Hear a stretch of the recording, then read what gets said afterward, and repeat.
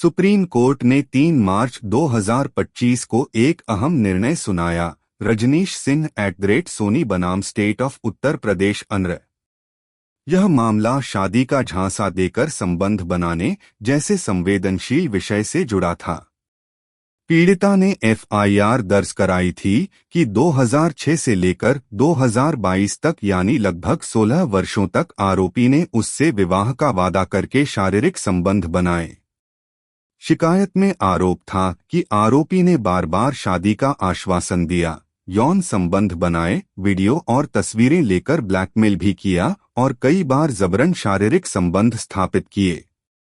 शिकायतकर्ता का कहना था कि यह संबंध पूरी तरह धोखे और दबाव पर आधारित थे।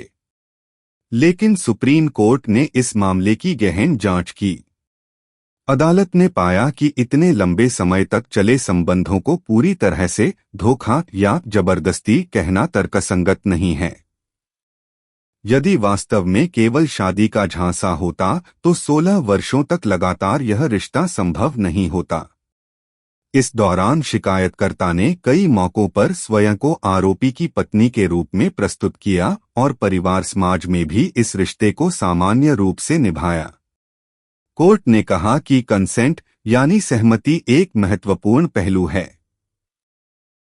अगर महिला ने लंबे समय तक स्वेच्छा से संबंध बनाए और उसमें निरंतरता रही तो इसे झूठे वादे पर आधारित बलात्कार नहीं माना जा सकता।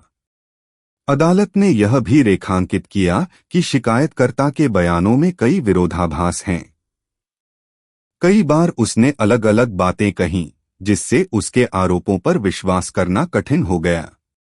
इलाहाबाद हाई कोर्ट ने पहले इस मामले में आरोपी की याचिका खारिज कर दी थी, लेकिन सुप्रीम कोर्ट ने उस आदेश को पलट दिया।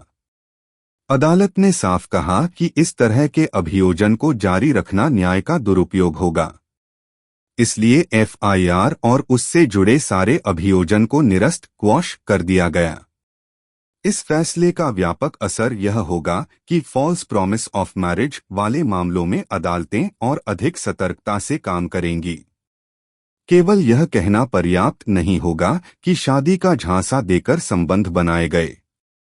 अदालत यह देखेगी कि संबंध कितने समय तक चले, क्या महिला की निरंतर सहमति थी और क्या वास्तव में धोखा हुआ या यह आपसी सहमति से बना संबंध था। सुप्रीम कोर्ट ने 2 टूक कहा कि आपराधिक कानून का दुरुपयोग रोकना भी अदालत की जिम्मेदारी है। यदि संबंध स्वेच्छा से और लंबे समय तक रहे हैं तो उन्हें बलात्कार की श्रेणी में डालना न्यायोचित नहीं।